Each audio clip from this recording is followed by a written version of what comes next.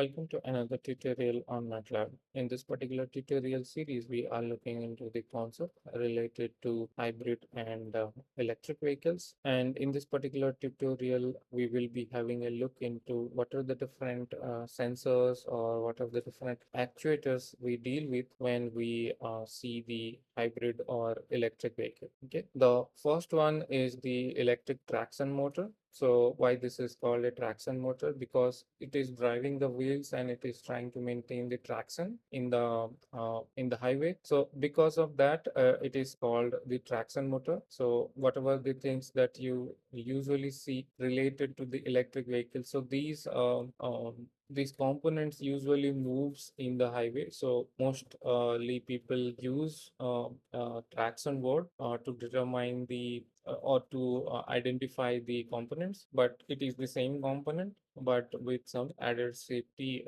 features. So here, second one is the thermal system that you have. Different temperature sensors will be there as you are operating the batteries, and you are switching. So there will be multiple types of switches. So for that also you need a little bit cooling. All these things are needed in this case. So because of that, you need temperature sensors. Along with that, if you see, you will have the HV traction battery. This is the placement of the battery.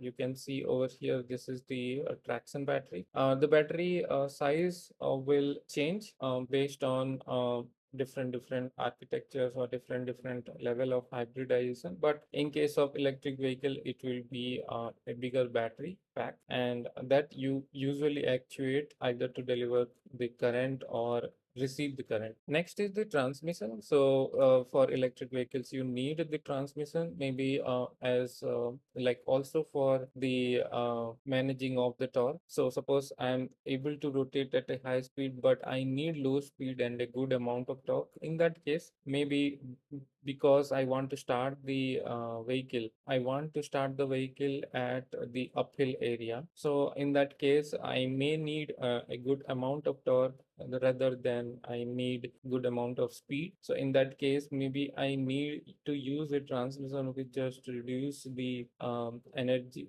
which just reduce the rotational speed and increase the torque that is being produced, and through that maybe I will drive the vehicle. So that is also needed, but the transmission that is used in this case is a simple transmission. But if you see the hybrid electric vehicles, you will have normal transmission, maybe 6-gear transmission or 5-gear transmission or 4-gear transmission. But if you see electric vehicles, you will have 1-gear transmission or 2 gears transmission based on the requirement. Because as you already know, right, the motor can produce a wide variety of torque range. So because of that, it is giving the advantage to not use a higher gears, or it is giving the advantage of not having multiple gears. Next is the inverter or converter. So usually you see inverters and converters while converting the power. So you are using a DC power source, which is the battery, and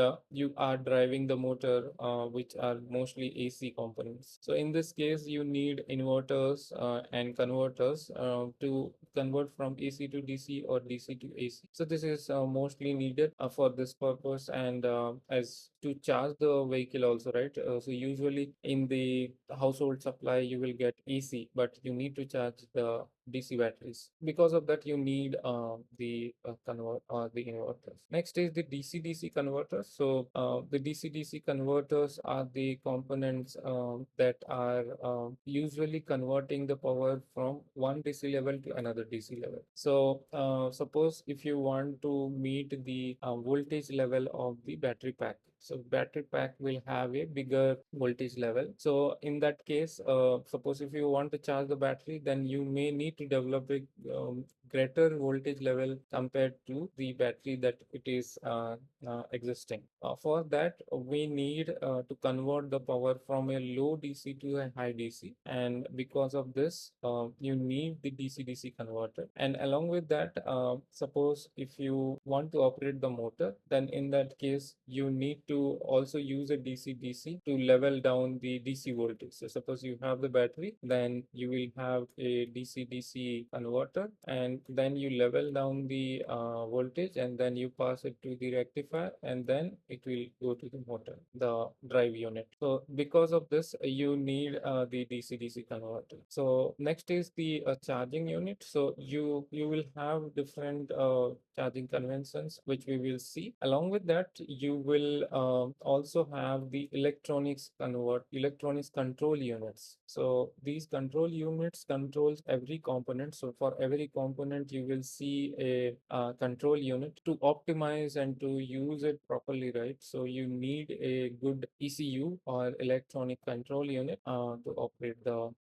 system more efficiently, because you need to sense many things, you need to actuate many things. So these all are needed. These are about the major components. So there are some additional components like a cooling system. So you need a good cooling system for operating the battery. Along with, like, you need to also have a good cooling system for the inverter system or the DC-DC system. Here you can see this is the charging port for the vehicle. This is the onboard charger. So suppose if you plug in, then power flow will happen just like this. So you plugged in, then power flow will happen through this inside the battery. So this will have the inverter.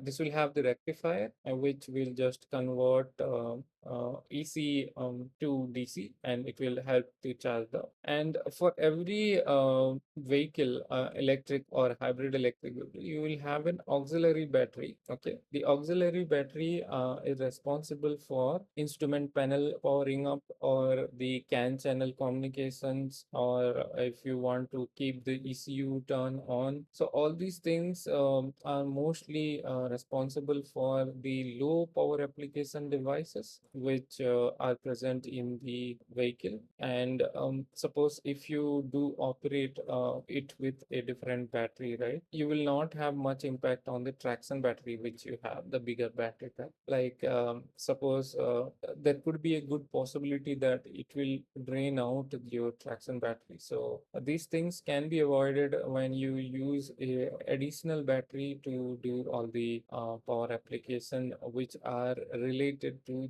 not the traction, but it is related to like instrument cluster, or turning on any light, or turning on the dash light. So all these things are more preferred to use additional or auxiliary battery. So this is all about the architecture that you have for the electric and hybrid electric vehicle. All these things are common to hybrid and the electric vehicles. Some of the things will appear in case of the hybrid electric vehicles, and some of the things will disappear in case of the electric vehicle. But mostly, the concept wise, the architecture wise, it is the same components that are being used. The difference between the hybrid and electric vehicle is that the electric powers that are components that are being used, right? Electric power components. So those will have little lower rating compared to the electric vehicles. Compared to electric vehicles, hybrid electric vehicles will have less electric power ratings. Because of that, maybe some of the safety critical applications you can avoid in case of developing a hybrid electric vehicle. But in case of electric vehicle, you need to be more focused on the safety aspect, as you are dealing with a very high voltage, and you are operating with a high current as well. So this is all about the hybrid architecture. In case you are liking the channel, please consider subscribing. In case you have any comment or query, please let us know in the comment section. We will be happy to clarify your doubts for this. And have a great day ahead. Thank you.